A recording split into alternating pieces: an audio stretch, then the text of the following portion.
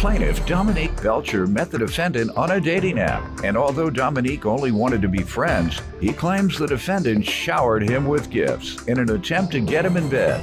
Dominique claims he and the defendant became roommates, and he's suing him today for rent and emotional distress.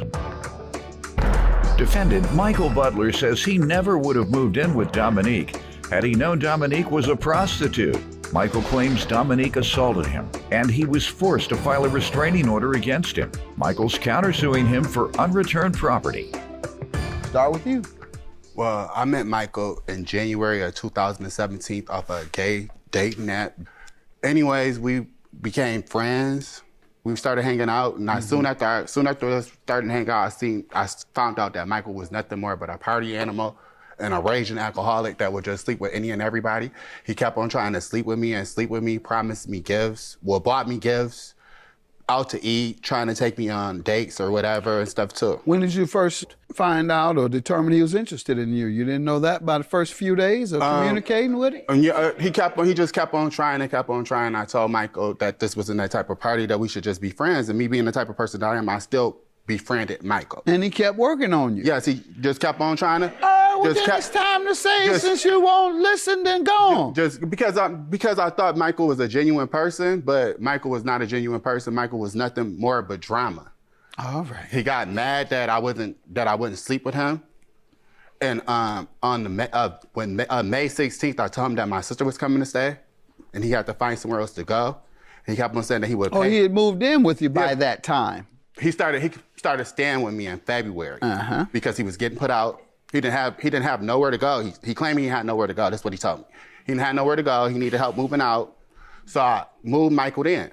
Michael paid February and March. We had a verbal agreement that Michael would pay $200 a month. Did he work and was he productive? At the beginning, he did have a little job, but I don't know what happened with his job.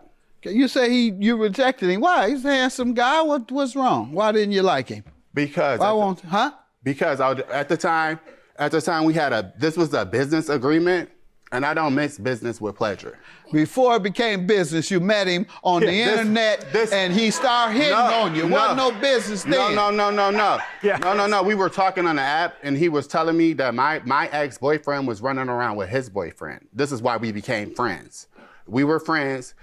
His ex-boyfriend was with my boyfriend at the time. They're still together. Now, how long after that did he hit on you?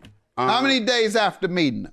Like a month and a half. Oh, it took me a month and a half to hit on you. Like a month and a half. All right, so now I understand better. I thought it was like, you all met, he began hitting on you right away, and then not only did you reject him and not say anything, you moved him in. That's why I was saying that's not making sense. That's not what happened. Okay, so he waited 6 weeks before he made his move. Right. Boy, he's slow mover. Sorry?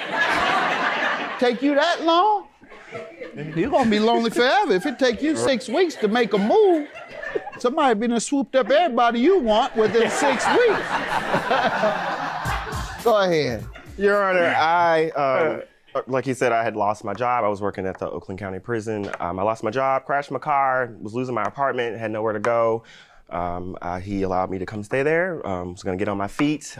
He showed me to a staffing agency that was going to provide me with some employment. I secured some employment, and I began to show my graces upon that. But I know you did. You tried to show your graces. Yes, I did. He was just trying to show you his grace.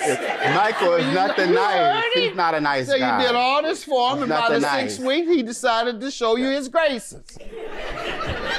Go ahead, sir. I would have never moved in with him had I known what would have been happening was happening. He was a prostitute. He was sleeping with people for money. We lived in a studio that was all of 500 square feet. I had a twin-size bed on one side. He had a king-size bed and a TV stand that was separating our spaces. I would have to go stand outside or be in the closet. Frankly, I'm not in the closet. The closet's too big for me. You're not in the closet anymore? No, not at all. I am perfectly comfortable and capable of being who I am. I know who I am and what my struggles are. But it was a problem with the prostitution part. We were different in character, we were different in morality. None of my friends wanted to be around him. I couldn't take him places. He didn't even have any where there was alcohol, and that to some degree is true. I don't have a lot of friends, but I do know a lot of people from my community, things that I do in the community. And why don't you have many friends? Drama. Say that again, Tracy. Pardon me? Say that again. Why don't you have many friends? I mean, I'm not a person that needs to have a lot of friends. He says because you're a drama king or queen, or however he wants to put it. He say you're drama. I'm a king, but no drama. That's what I said. However you want to put it. Go ahead. I know a lot of people. I have a lot of acquaintances, but when it comes to friends, I don't have a lot of friends. Okay. And he's very intelligent and cultivated and educated man. The way he presents himself, very well presented. Why did you reject him?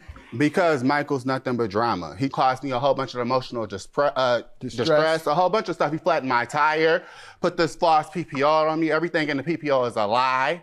You have a protection order he put? You had to place a protection order on him? And he was still, on top of him putting this protection order against me, he kept on coming to the house. He kept on coming to the house to try to entice me to do something to him where he can take possession of my house. All right. Your Honor, I explained when things went south, I explained to Mr. Belcher that if he did want to evict me, that there was a proper process that the state of Michigan required. All right, let's talk about the rent you're suing him for. How does he owe you for that? We had a verbal agreement of $200. He paid February, March. He didn't pay April, May, or June. Sir? We had no agreement to pay rent. When I came there, I had no job, no way of finding out how I was going to provide for myself. You said you paid February and March. I had money from my income tax. Okay. I still haven't heard how things became confrontational. Because he wouldn't give me my keys back. When was that? I want to say in May. I told him that my sister was coming to stay and that he would have to find somewhere else to go. Michael felt like that one of my friends had told me to put him out and he wasn't going anywhere. How much notice did you give him? I gave him plenty of time, a month. All right, and your counterclaim for unreturned property is what? For my belongings, my bed, all my clothing, shoes. I had shoes and clothing that were there that I brought with me from my apartment. I put all of my furniture and things in storage and brought my clothes, the cable boxes. You have a list? Yes, I do. You have his things? No, I do not. The police, when he came on the 22nd with the police and they served me the PPO, the police told him to take all his things. Michael refused to take his things, and I was told after 30 days to throw the stuff out. So 30 days came. I was not allowed. And I took it to the curb. curb. You were never allowed in? Every time I entered the place, it was confrontation. After I filed the PPO on the 16th, I did not return to the location. That's a lie. I have a witness. What did you do with his things? I took it to the curb on August 1st because I'm in the studio. I took it out of there. All right. Your witness want to speak? Come on up. State your name. What do you want to tell me? I was there when he returned, which was a day, what?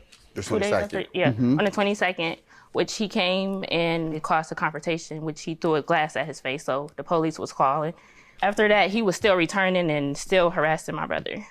All right, sir. Any of this true? No, Your Honor, I have documentation here as listed in the PPO on 5/20. He hit me in the face in front of this young lady as well as his other sister. On 6/15/2017, I was hit with a power strip that was on the wall. He was choking me. I have pictures. Did you file criminal charges I against? used this. If the police did come to the scene, but I was not able to get charges. But I used this information to provide the pictures. I got that, but you could also use that same information to file charges against him for assault. Yes, sir. And so you didn't do that. No, I did not. He notified you to come get your things and you failed? No, he did not. Did you ever go there to go and attempt to get him and he stopped you or you all argued? There was confrontation. It was confrontation. The police on the 22nd, the police told him to take all his stuff because he will be violating his PPO if he came back.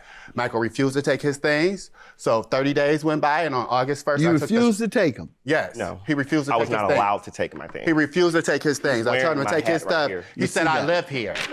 You said you live here. That's my hat that he's wearing that I purchased from This his hat? Here. That's my hat. This his hat? Huh? Is this his hat? No, it's not. That's my hat. No, it's not.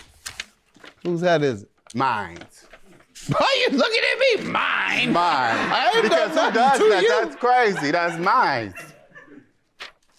you all make it very difficult on me, and the problem is you all have the burden to prove. I got my evidence of the lies that he went and lied on me, and he tried to take possession of my house. Well, what I do know is that he made reference to landlord-tenant court.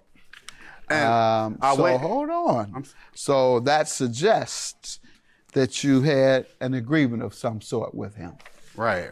Otherwise, the courts don't get involved. So I believe he owes you for the rent. $600 is your judgment for the rent. I'm not convinced one way or the other whether you went to get your property, and it's your burden to prove it, and you didn't. And I'll grant you your $600. Nothing for this mess y'all go through, all right? You. I Have a appreciate good day. Your $600. I feel like justice was served, you know? About time. Thank you. I have nothing to say.